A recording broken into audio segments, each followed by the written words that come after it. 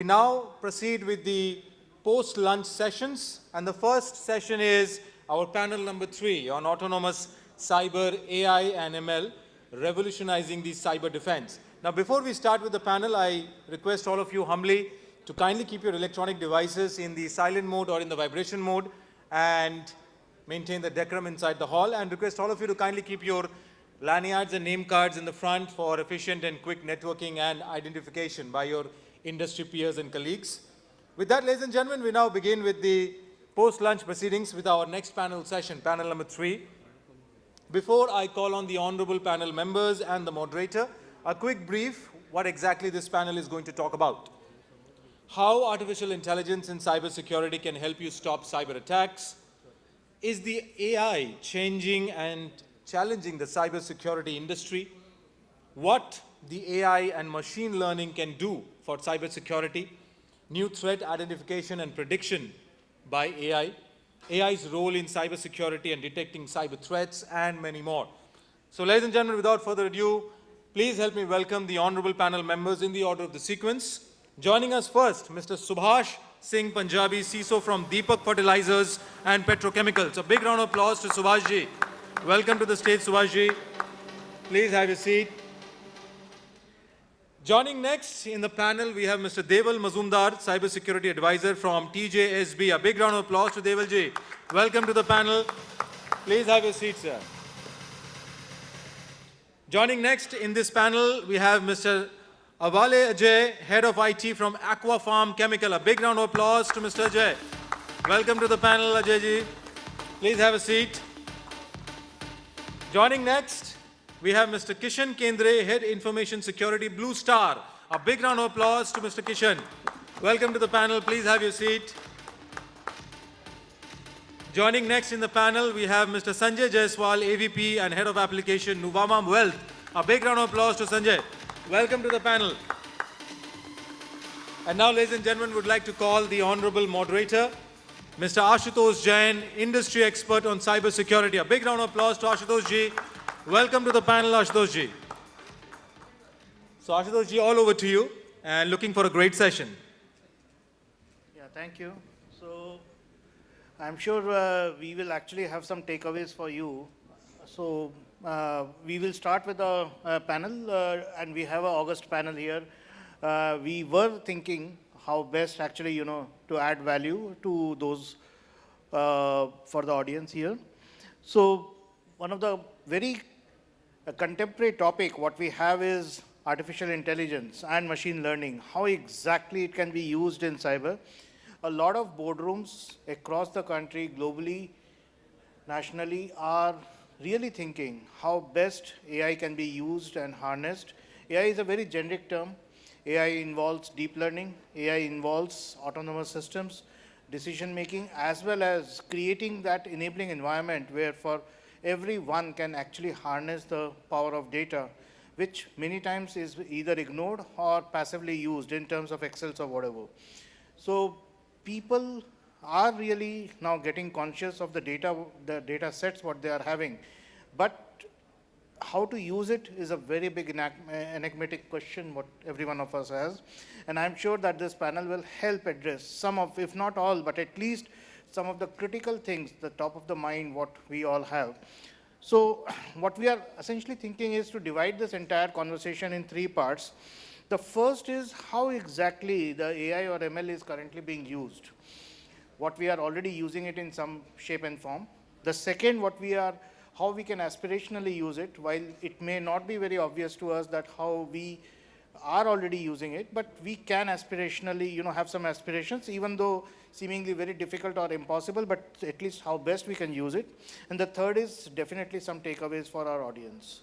So without any further delay, we will actually just go in the sequence and just see what exactly is the best. So over to Subhash ji, if we can actually first have from you, how exactly we are using it. And one note to audience, if at any point in time you feel that there is something that you can add or even have a question or comment, feel free to interject at any point in time. So over to you, Subhash ji, of how exactly we are already harnessing AI, machine learning, deep learning, all of these allied technologies into the daily work that we are doing or the aspirations of the management and the board, what we are actually delivering. Yes, good afternoon, everyone. So, when we talk about AI or ML, and I think this question is regarding the cybersecurity, correct? Usage in the cybersecurity. Because AI ML has got their applications or usability everywhere, not only cybersecurity, everywhere it is there. So, to take this as a topic, so we want to see that how AI ML can leverage in the cybersecurity. That's the point we are discussing as of now. So first and foremost is that I think we should be very much clear that when we talk about AI or ML, so the basic layman terms, what is AI or ML? So we should say that AI is just whatever human is doing, how your system or that particular software can do for you. It's a AI, simple thing, and we can take that as a conceptually. Otherwise, they have got 100 different type of meanings or definitions to it. When you talk about machine learning, there also we talk that how the human normally see the probabilities when something happens. Human normally think about the probabilities that is happen in the some situation, and it may come up, it may not come up. What are the probabilities of it? So that is the thing. Now coming down to the question that how AI ML can be used in the cybersecurity. For cybersecurity, we have got various multiple things that we are doing in routine manner. Like we have to check the logs. Each application, each systems, operating system, network, or your any applications has got multiple logs. And we say that in the erstwhile, we say that we want to check that logs, see the exception, see the behavior, and then we say that this is something exception on which we have to work.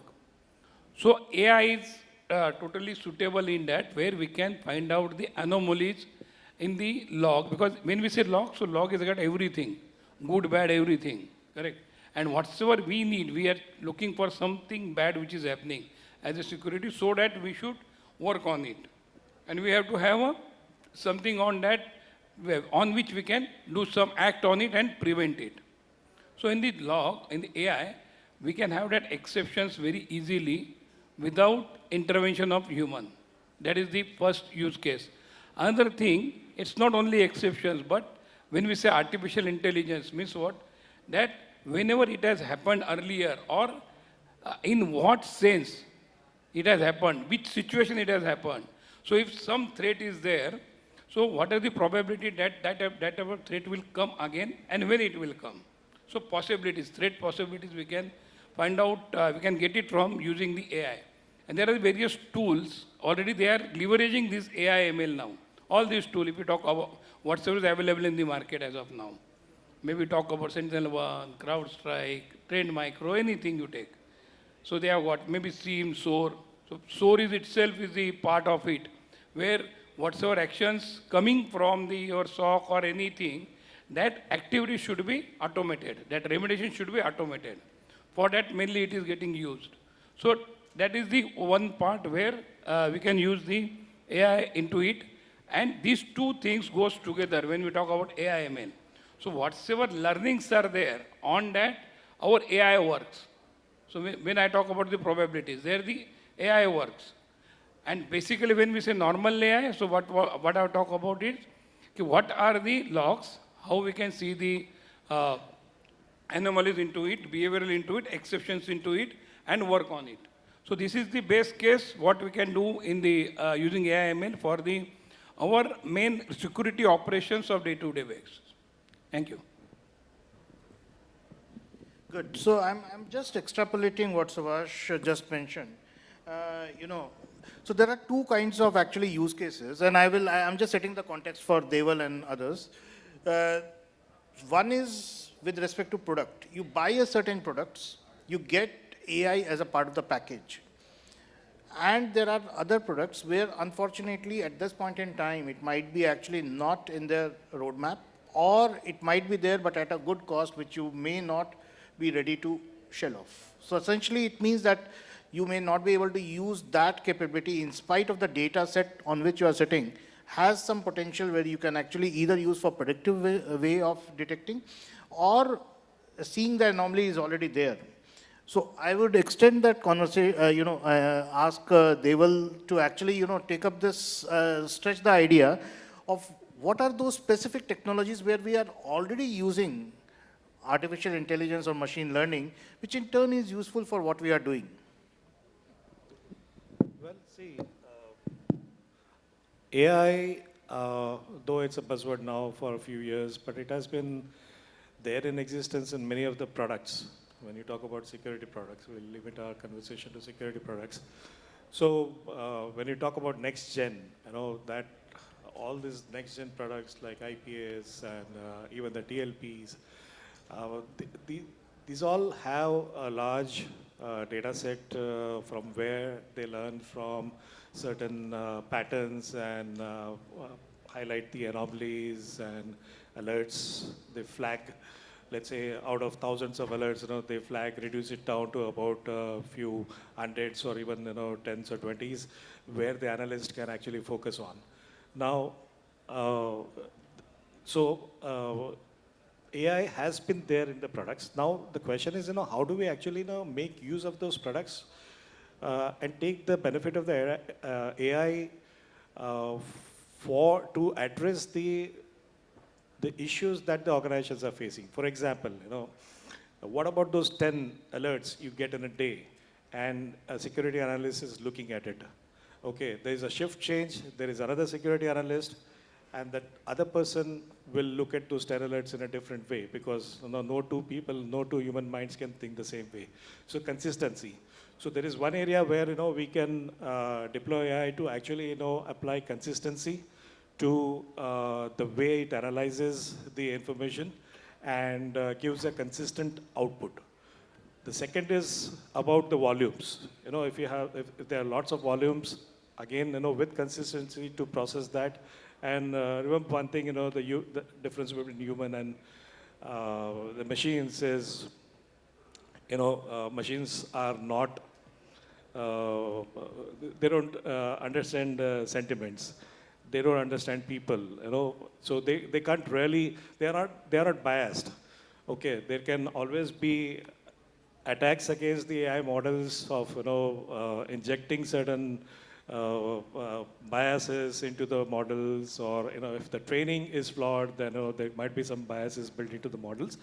But then, if you look at the larger benefit, yes, the AI will AI-based processing will help processing of the alerts that the security analysts receive on a day-to-day basis, and we can achieve the speed, consistency, as well as accuracy. Now, this is something on top of, we have to build on top of the tools that we already have. So that will require organizations to actually, partner with the right kind of security partners to actually, build these use cases, discuss, and then build those specific, the organization-specific requirements. There are other use cases maybe I'll come to later, if there are time permits. But for now, I will leave it over here. Yeah. So thanks, Deval. So I would summarize what Deval was saying is around bringing speed and consistency, and I would put a qualifier that as a part one or the step one. And why I'm saying step one is, say for example, you are already having maybe example SOAR kind of a platform, which essentially aids in decision making, if not wire speed response.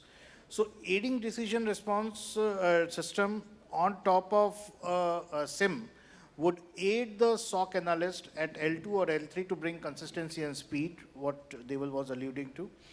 And essentially, for any kind of alert, the generative AI based can create that text for the L2 or L3 to have a consistent decision making across the shifts, where some people may not be as smart as possibly the others in your SOC team, but they can bring consistency. So that's a good point as step one.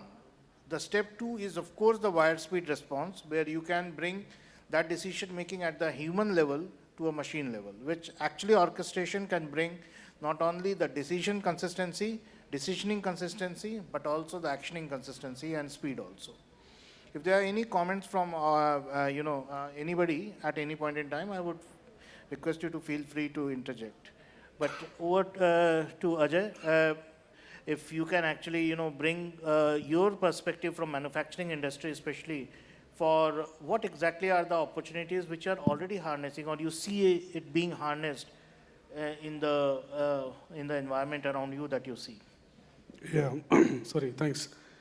So I think we talk about AI actually, but if you really consider manufacturing and that too, certain areas like chemical manufacturing basically. So the era is still, behind, lagging actually. So people are, still to understand what is actually security itself, and then cybersecurity, and then AI. So it's a third stage today we are talking about, but people call it is really, a concern in this sector, honestly. So I consider, the two types of threat which we call as internal and external. So external, we can deal with the technology, wherein you have AI, you have, XDR, MDR, whatever. So that takes care of your endpoints, your servers, and majorly, if you ask me as a CIO strategy, then I believe on the SaaS applications, because it releases your load, it releases your responsibility, and it gives you a comfort on the business risk aspect actually. On top of that, again, you have to take care of your legacy data, your internal data, your user data, wherein you have to look into certain solutions. So the solutions are available in the market.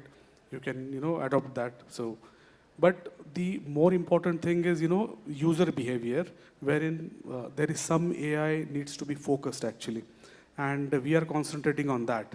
So all type of users are there in manufacturing. If you see, finance user, manufacturing production user, planning user, how they react on any question which has come over the email. For example, any attractive email comes to them, and then somebody asks to click on that link and go elsewhere. So how they behave on that. So all this study we do actually, we have started that, and fortunately, certain things are there which enables us to do that study, act on that, and it takes care of your internal threat, because you understand which area, which user, which type of department, for example, behaves on the internal threat, which can open the gate for any hacker or any ransomware attack or anything, for example. So that's how you need to deal with the manufacturing sector basically. High-tech things are on paper looks good, but practically manufacturing sector is a bit different. Wherein I think OT also comes into picture. But yeah, I think we'll talk about OT or maybe after later. But this is the case. I mean. No, I understand that, what you're saying is that OT is possibly a bit lagging when it comes to adoption of certain high-end technologies. But as you rightly brought out, that user behavior-based analysis can really lead, and it is not only for manufacturing, but even for BFS and all the other sectors also. User behavior, actually having machine learning in user behavior and entity analysis, UBEA, what is classically known as, if you actually use that very proactively, then it is told that even 6 months ahead of time, you can actually detect what is actually the any individual is planning to leave or may actually be thinking of something nefarious. As early as 6 months, you can actually even do that. It is so powerful. So it's a right direction that you are aspiring for actually using that behavior. Say, for example, a person who was consistently coming 9 o'clock and leaving 6 o'clock, say, for example, suddenly it starts coming at night 9 o'clock for some whatever reasons. It means that there is some anomalous. If there is a machine on OT side, if say the user is passing a specific instruction for a parameter which was 5 to 6, suddenly a parameter for 9 or 10, then it means that there is some kind of error, either inadvertent or malicious, but somebody is trying to play around with the system. So these kind of things, while can be controlled by the rule, but again, for the rules you have to depend on the vendor, and the vendor will do whenever he or she actually is having that in the roadmap. But you can create those layers of those controls on top of it, so that even before the accident happens or the quality deteriorates or the person actually really is able to do some kind of a mischief, you can prevent that. So the main thing is whether you would like to take that step before that accident happens or the vendor actually pleases you with, that feature.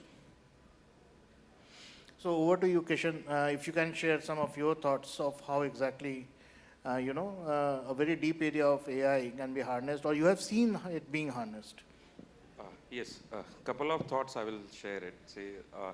First I will talk about the ML. ML has been there in the system from last 3 to 4 years or maybe more than, and it has evolved from to do a predictive analysis or a behavioral analysis. Previously, everybody is aware about the normal antivirus, then the next generation antivirus came, and then the endpoint detection and response came. So the similar evaluation happened for the machine learning. Everybody is talking about, and then it has quite matured compared to when it started. If we talk about the Gen AI, every product is talking about the Gen AI. But what I have seen it and what I have seen in the product, so far everything is limited till the reporting part only. The things which we are discuss about the UBA, user analysis, that's the evaluation we are thinking into the Gen AI part. Now, one more thing is that whatever the information we are putting it into the Gen AI, what is happening with that? It is learning based on that and it is giving an output. How do you predict that the output which is given by it is a genuine or not? How reliable that output will be there?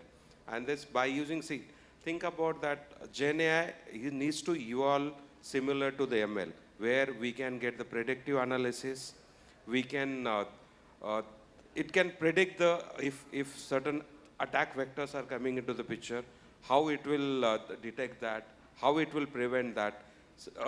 Detect means with every organization will get thousands of 1,000 events, thousands and vulnerabilities. But think about that, which will be the need to be fixed in that scenario. That's the important things will be for that. Every organization is having, one more thing is that, every organization is having a resource crunch. How this Gen AI will help me into that to streamline these things. So these are the things which I believe important will be there. Great. So actually, Kishan, what you mentioned, a couple of things that actually is coming to my mind. When you talk about Gen AI, one of the classic, most of you would be having a data leakage prevention tool in your enterprise, isn't it? A tool which gives you that you can create rules and you can actually prevent and see if anybody is crossing those rules. It will automatically give you an alert and you will take action on it. Classic rules. Say for example, if any person is sending out 5 credit card numbers, more than 5 credit card numbers, it will actually automatically trigger an alert. I'm just giving an example. It can be for mobile numbers, it can be for salary numbers, it could be for Aadhaar, PAN, whatever. But just an example, 5 credit card numbers out, it will give an alert. What if a person who is so smart that he realized that 5 credit card, it gives an alert. It will, he will keep or she will keep sending 4 consistently. How will you detect that ever? Ever. And those smart cookies are all there in your institution. I'm sure you should believe in the new generation. They are much smarter than all of us combined. To answer that particular question, you have to start thinking like a negative person. So what do you do? So in that scenario, you have to keep on fine-tuning the rules. You have to see that what is happening. You fine-tune it to 4, the person will start at 3. No, it's not about the number where he is putting it. You have to see the patterns. The pattern is, Patterns yeah, needs that's to be exactly. But the thing is, how exactly you do that? How exactly? The problem is, you are bound by the product. The product gives you the feature that you can put a threshold. The threshold, if detected by the people who are there, can start gaming the system. So that's why I said that the predictive analysis needs to be. Yeah, Subhash, you are having some thought. Here what happened mainly, as you have mentioned. I'm just throwing the challenge. Yeah, and correct. these challenges are real challenges. No, it's very correct. So I think we already started that discussion. We said that AI ML is already in various product, it is there, correct. Then we talk about that we have to generate various models to it. And which is the key to what's your question you have asked.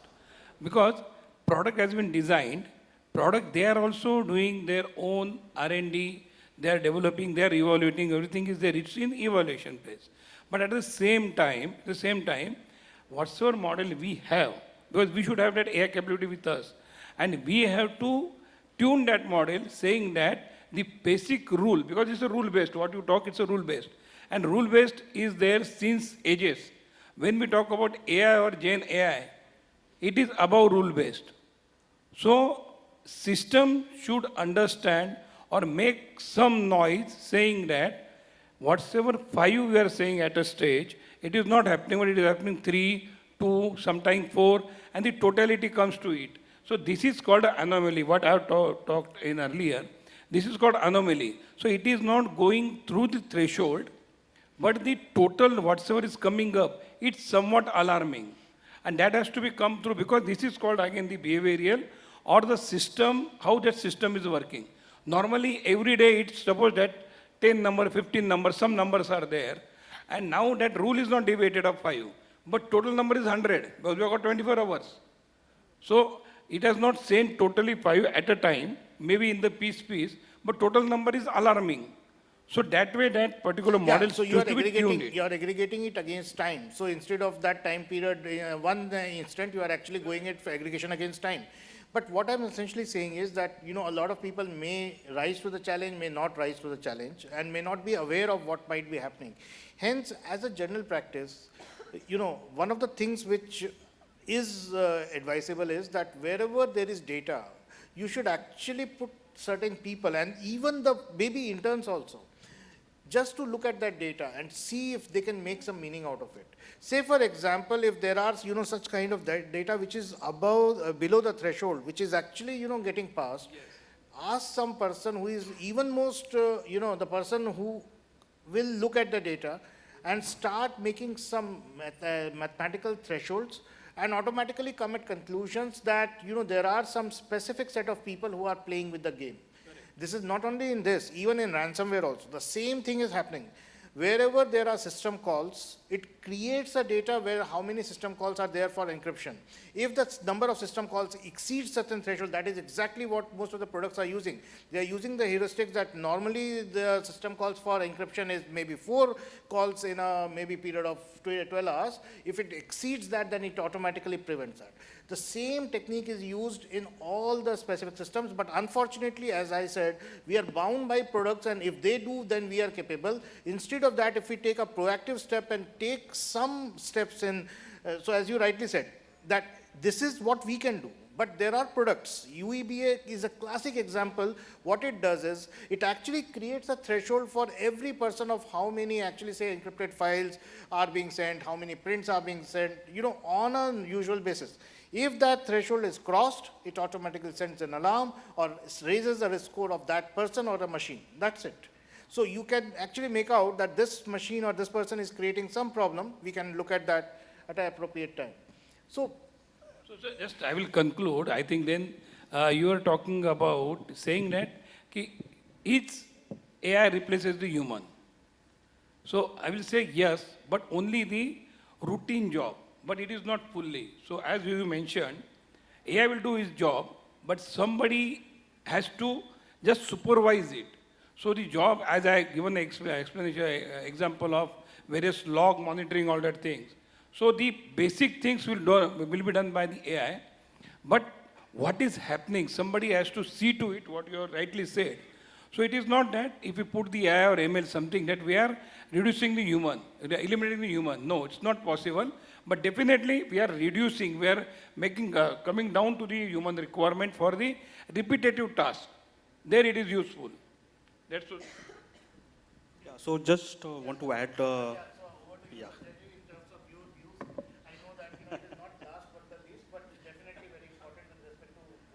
Yeah, so just on the last topic, I just want to add that we have already started working on this, and other than reducing the threshold and implementing and introducing UEBA as a feature with the AI, what additionally we are doing is that we are creating a role-based access. So who all are accessing the PII informations in your organizations? Who should have access to the financial information? Who should have access to PCI? And who should have access to HR data. So all that, like, we are categorizing, currently we are working on that path.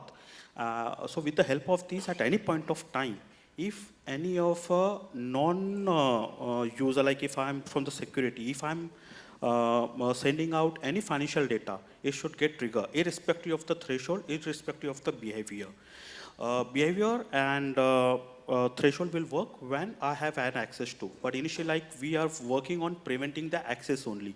So within the organization, you should not access the data at all. Instead of sending outside, but we are not providing an access only. So as soon as anyone are trying to access the data and processing the data on their system, DLP should trigger the alert that this person is should not have access to the PII or financial data, but still that person is processing the information. So I will extend the same argument because I would like to challenge this August panel with some thoughts. So say for example, you have given a right access profile to a specific individual. He or she, let's use he, is using that out of 10 accesses what we have given, he is using 5 accesses normally. Suddenly one fine day he is using 6th. Do you think so it is alarming and can you do something about it? Yes, from data perspective, it will alarming us. And again, like someone has to, as Subhash sir has there, that someone has to be there to review that alerts and to review These that are the logs. specific anomalous things which actually AI and ML, and especially machine learning, is very, very, very instrumental in using. Unfortunately, the thing is, if you expect the vendor, which is basically, the Active Directory to trigger it or the application to trigger it, they will say, it's not my case. The problem with products is that the products come with a standard learning. They will not contextualize that with your use case. But that person might be so important person that his secretary might be using that accesses for that 6th profile, which in turn can actually, without his knowledge, can create a problem, even a fraud. Yeah. So Completely agree. how do we detect and how do we at least create a trigger that, guys, something happened? Would you like to look at it? So in this part, again, I will say that it's not about like how you are using the AI features and the product. Again, it's again depend upon your capability, how good and how skilled rejects you can form. The problem is in our day-to-day work, we are so busy with our basic routine things that this is the last of the thing that would come to us. Even does it really merit my attention? But the thing is, I sincerely believe that while 80% of the time we should spend on what we are supposed to, what we are paid for, what our salary checks are, but at least 20% of the time on these things, which actually can save us a rainy day. And which no vendor will actually provide you on the platter. No vendor. If you ask to any vendor, they will say, sir, very good idea. We will come back to you after 2 years. Just to add on it, actually, if you see today's applications also, those are, quite smart, in fact. So, for example, you take Amazon itself, or maybe, Salesforce applications. So they take care of the seasonality, the user behavior, the ordering pattern, everything, in fact. Otherwise, they would have lost their existence itself. Because one can, repetitively put a wrong orders and they will go into execution. The entire ecosystem will go on a crash. So these things are, smartly taken care by major applications. I'll give you an example, in fact, because in my earlier organization, we built one AI application for ordering process, ordering purpose, in fact. So it was given to all the dealers, and dealers used to put the order into that application, and automatically it gets fetched to the SAP system. SAP executed that, say for example, production, and then dispatch happens. So quite seamless, humanless operation.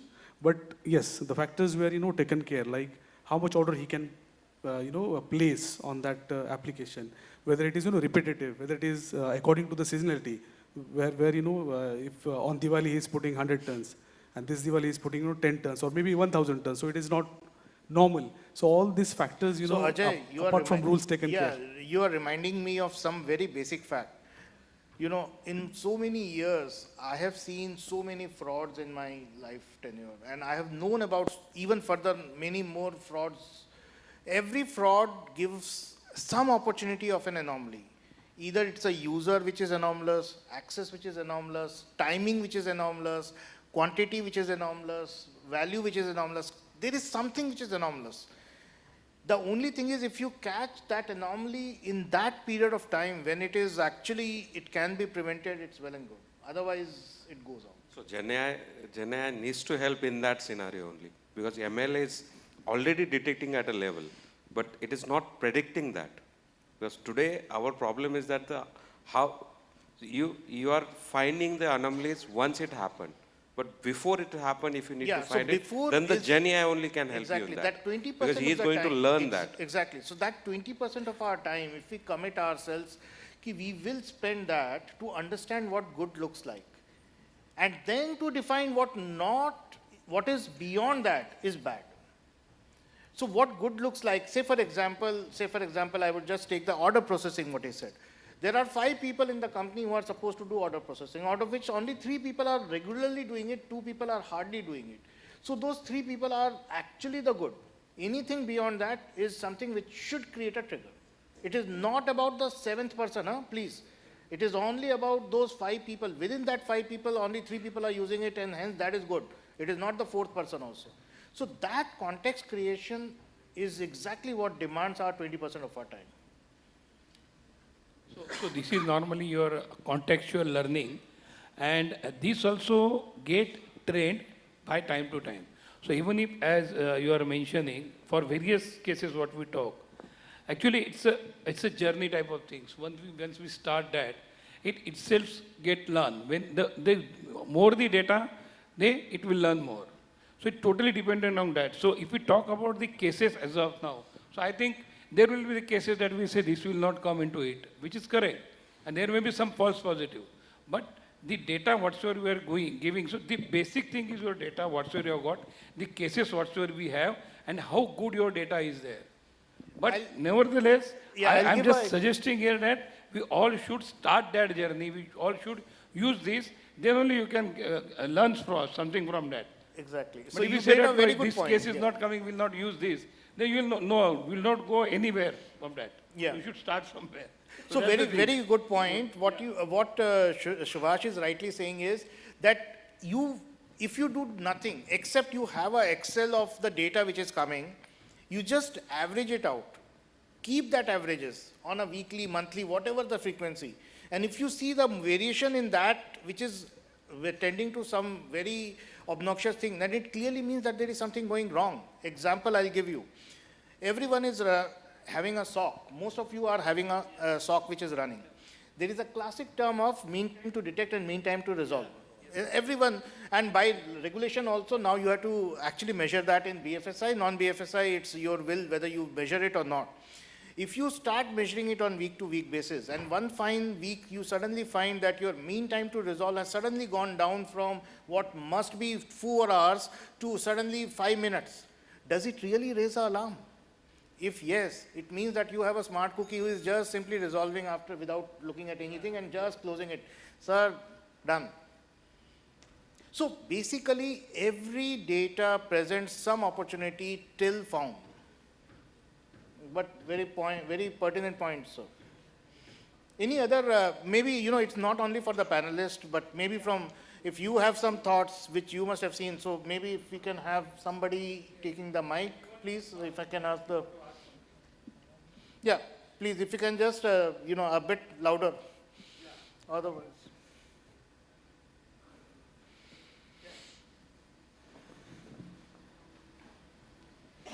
But I would really request everyone, in so many years of experience, you must have come across some such very interesting data facts. So we had a really good seminar presentation by Amit, where we got to find what are the demerits of using an AI. That made me curious, because being a movie fan as well, just like Amit, most of you might have watched Avengers Age of Ultron, Terminator Genesis. And so far, the discussion is moving towards the anomalies, the patterns, and the behavioral patterns of user, and the young minds who finds the loopholes and use it for their own benefits. But let's drop the bigger bomb. What if the AI goes wrong? No, so yeah, that's a very different dimension. I would say, in the Maslow's, level of maturity, first you start harnessing, then you start regulating. I know that there is EU who is actually regulating first and then, they will harness it. Whereas US is actually first harnessing, then regulating. So there are different ways and means of, but you are right that, it is from the privacy perspective, if you actually start, using raw data, especially, PII and host of data, then it definitely is not something which is very, very ethical, because you start getting some such sense against the wishes of some people who might not have consented for it. But again, these are things which I am sure the data privacy law, which is now, the rules are, just out, and, those will get. But generally speaking, people should not mine the data without explicit consent of the basic principles, data principles. But we all know, all are tech savvy here. We all know that Facebook started ML project few years back, and they just dumped the project midway. If you are unaware about it, the project was regarding machine learning, how they can utilize it. And they soon came to know that two machines were communicating by creating its own language. And they got scared about it and they just dropped the project. Right there, right at the same moment. So if we are talking about privacy and consent of the user privacy, user data, we are not sure what kind of data they are getting from our systems. No, we are not talking about, I'm sorry to interject, we are not talking about specific institution or specific company. We are talking in general of how as a capability it has to be enhanced and used responsibly. So there is also one thing called AI in the responsible use, correct. And also there are the discussions are going on that government is coming up with the policies for the ethical use of AI. That is the one part government. But nowadays all the organizations, like we also started that. We are using AI, everybody is using AI for the various other applications, including security. So there should be a proper policy in place, there should be a safety in place, because as you have mentioned very correctly, when it is AI, so it is happening by a machine. So some accident may happen, correct? Something may goes wrong. So we have to think over that whatsoever we are putting in the AI, emerging in the AI for the data whatsoever is putting, what is that data? Is that data, how much sensible it is? Is there any privacy concern is there? Is there any PI data whatsoever, our own data, our maybe the manufacturing data, which is we can say our own So Subhash, very confidential data. So basically we have it to is think on machine, that. we are having a basic premise that the machine data is not having personal data. That's the main reason. So that's the reason we are going to go for it with, of course, responsible usage, not something which is irresponsible. Devalji, you had a point. You picked up the mic. I think enough has been discussed on this point, but your point is valid. AI, as we use it as defenders, attackers also, they use AI and they don't have any restrictions on the use of AI. They don't have any guardrails or they don't have any other laws to follow and all that. So for them, it's like, imagination is the limit, right? I mean, they can use it anyhow they want it. And that's really dangerous. So as we say, double-edged sword. So for us, it is the responsibility and the responsible use and adoption of AI. For the bad actors, there's no restriction. So that's always a threat. And I think what we should be focusing on the defense, using the AI for the defense purposes. I mean, I'm not talking about productive purposes right now, but let's say if you want to use it for defensive purposes, then how can we use it? I can, so I think earlier I said, if time permits, I can share a specific use case.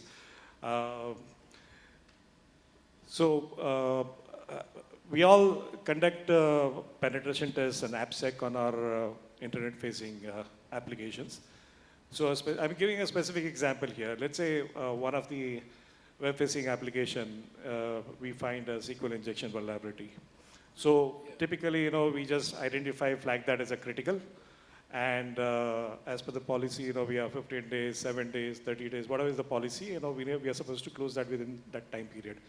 The time period passes, and the vulnerability is still open, we need to put an exception in place, right? An exception which is approved with some legitimate, reason or justification, approved by certain authority in the organization. Now, that's a manual process these days. Now, where we can think of a use case which might be, applicable to all the organizations is the SQL injection is found on a particular website or an web application that allows access to the database of that application, which could be in a different segment or a subnet, right? Now, can we add that additional intelligence to the entire finding that while SQL injection as an absolute vulnerability, it is critical, what is the underlying infrastructure that may actually allow further exploitability of that vulnerability? Is the database server recently patched? Is it up to the current patch level or the required patch level? Is it adequately segmented? Is there a larger network level segmentation in place? So all this, we spoke about context and we spoke about the environmental parameters which are not directly related to the single vulnerability that we found as part of our AppSec. But when you put all these things together, so if you find this vulnerability, and as part of the exception management, one needs to know what is the risk. Then only the approver can accept or reject, right? So to arrive at that risk, if we use all these multiple parameters which are related to the specific environment and arrive at the probability of something going wrong, the vulnerability being exploited, or the likelihood of that happening, because all these environmental parameters will actually add value to actually arrive at a risk value for the exception. And then that will help the approver take an informed decision on how bad is that vulnerability. How much time I can give exception for? Do I give exception for further 30 days? Do I give exception for only further 7 days? Or I'm okay with 3 months? Now so I'm talking about the absolute risk versus the relative risk. So that's where I think, if we kind of, build this kind of model with the help of partners in-house, taking inputs from various separate tools like vulnerability scanners and other asset inventory, and we actually, come up with some kind of more informed kind of posture of the particular asset which is affected by the vulnerability, then it will not trigger a panic. It will actually help us address that in a more controlled manner. So that was one example I thought I will share as part of using AI, deploying AI in our environment. So Kishan, you had Just wanted to add 2 things here. See, every organization are creating a Gen AI policies, you can say, or a guidelines, how to leverage the Gen AI and what should not be done in that sense. See, there will be always 2 sides of a coin. One will be the ethical hackers, one will be the hackers who will try to take advantage of a Gen AI where they are getting a lot of information. For a normal ethical hackers or for the employees, the awareness or the policies, what not to be put it into the Gen AI platforms, that will be means we have to give awareness, we have to explain them and restrict them by using a tool or a technology or maybe an awareness purpose. That's the help which we can do it. Negative way always will be there. They will try to exploit those things, which we have to protect against that. But as we say, we have zero trust policy. We should follow zero trust policy for everything. So shouldn't be this also part to consider? It's Gen AI is not regulated entity at this moment. So how do you put it as zero trust? To have a zero trust, you have to something in line between. Then only you will be able to do the zero trust. Today, whatever information you are putting into the Gen AI, we don't know what is happening behind that. There is no guarantee whatever the output is giving it or the information which you put it inside that, they are using it to give it back to you. But if you share your confidential information to your, say for generating a financial report, that information is still with them. They are not going to delete that. So how do you See, protect that? I will just simply answer this question by the fact that the bad threat actors are now already using AI, generative AI, for sending the phishing mails. There are no more human beings behind sending those phishing mails, which means that if you start engaging with that particular threat actor on the email, that machine is continuously generating till the time they have your credentials. After that, the communication is gone. And that machine is harnessing and sending it, selling it directly. These are just one or two members who are running a big syndicate. How can two members run a huge syndicate of phishing campaigns? It's only through generative AI. So if you can first understanding that, if you can create those kind of capabilities where your people are very conscious of, then that's the one side. There are such multiple examples when the dark side is using it, we should also use it in our context. That's the most important thing. Yeah, also one thing, like when you talk about this Gen AI, so now people are talking about the public Gen AI. So there these particular problems are there. But there are the private Gen AI we can have for our own organization, where the data is within us, under our control.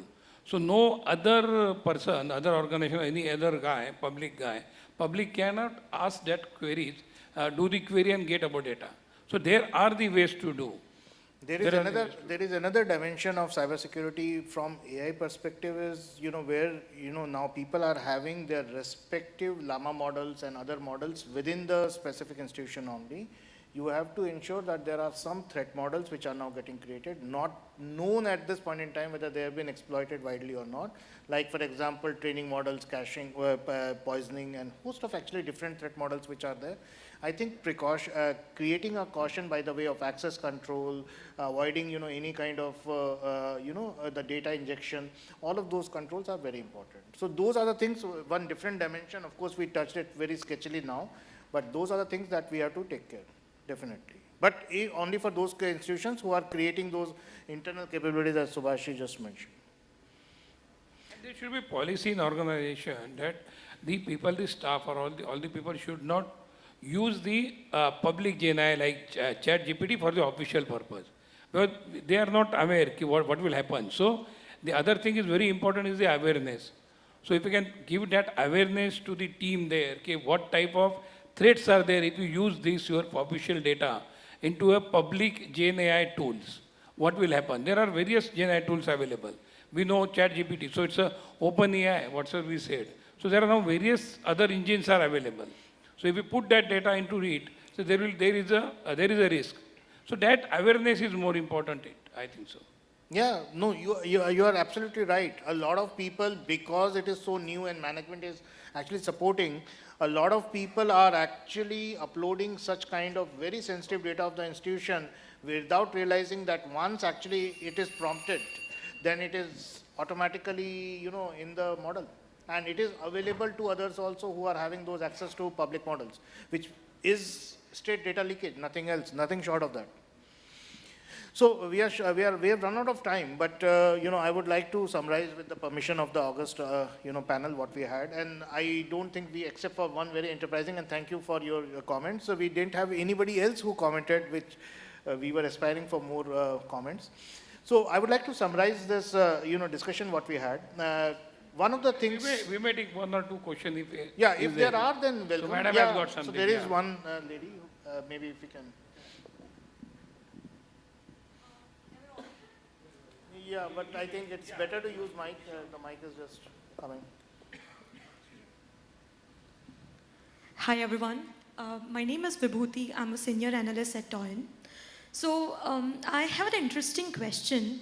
Mr. Singh talked about reducing human intervention to an extent, log monitoring.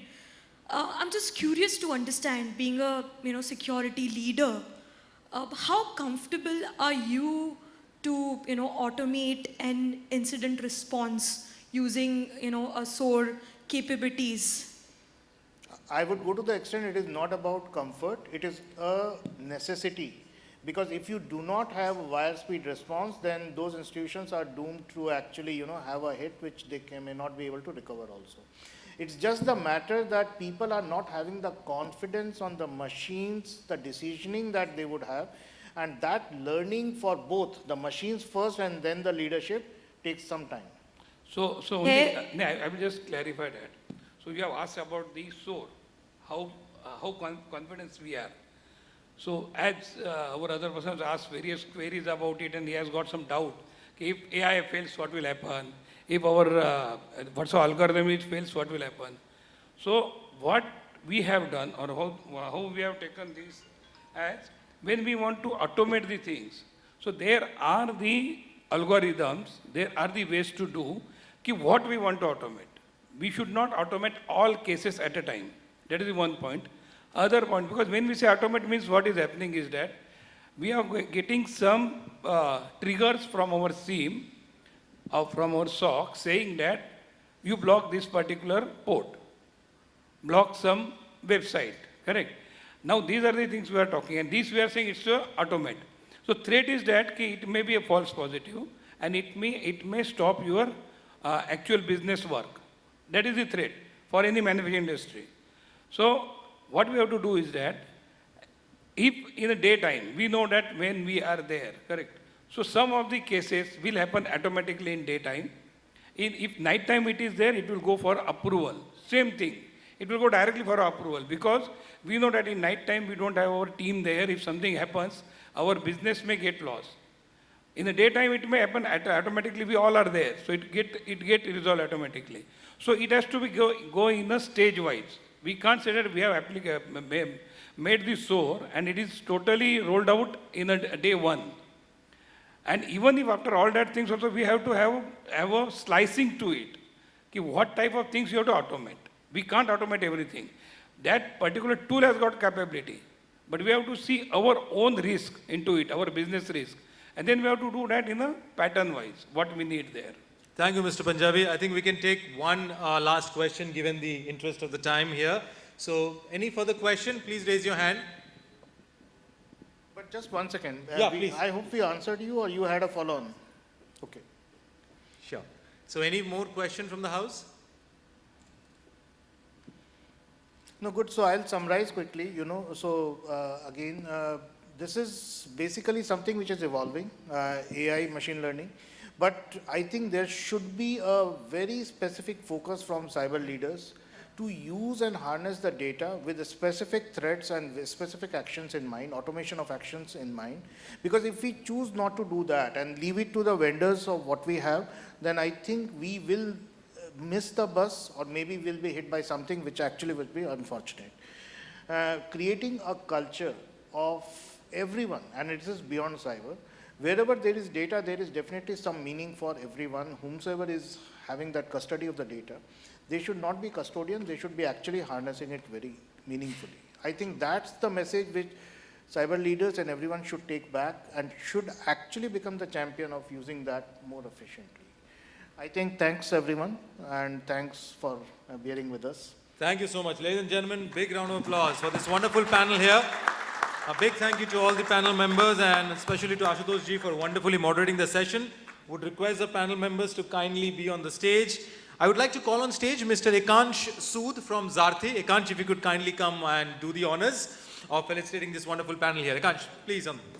We'll start with Mr. Subhash Singh Punjabi from Deepak Fertilisers and Petrochemicals.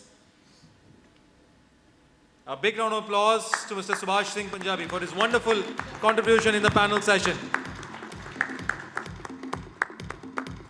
Moving next, sir, please be on the stage.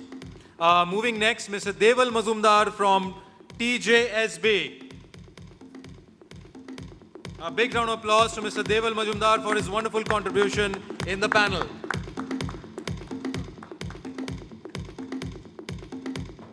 Moving next to Mr. Awale Ajay from Aquapharm Chemical. A big round of applause to Mr. Awale Ajay from Aquapharm Chemical for his wonderful contribution in the panel.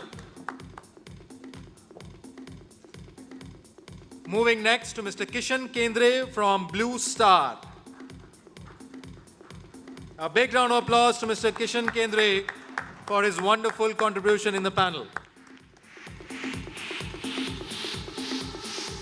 Moving next to Mr. Sanjay Jaiswal from Nuvama Wealth. A big round of applause to Mr. Sanjay Jaiswal for his wonderful contribution in the panel.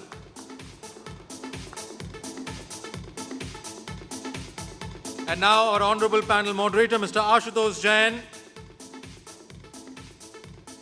A big round of applause to Ashutosh Jain for his wonderful contribution in the panel and for excellently moderating the session. Now, gentlemen, I would request you to kindly be on the front stage for a group photograph. And Ekansh, please join them as well for an all-panel group photograph.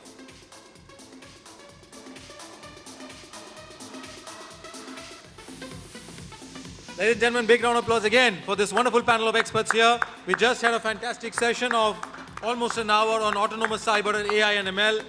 A big thank you to all the panel members. And big thank you to Mr. Ashutosh Jain for wonderfully moderating the session. And thank you, Ekansh, for doing the honors.